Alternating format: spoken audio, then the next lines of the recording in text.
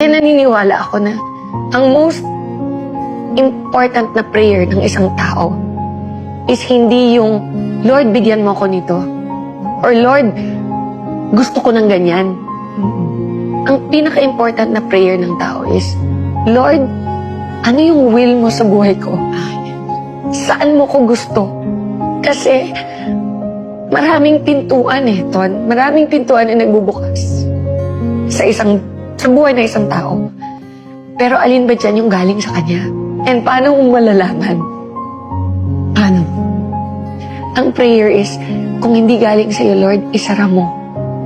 Tama. Isara mo.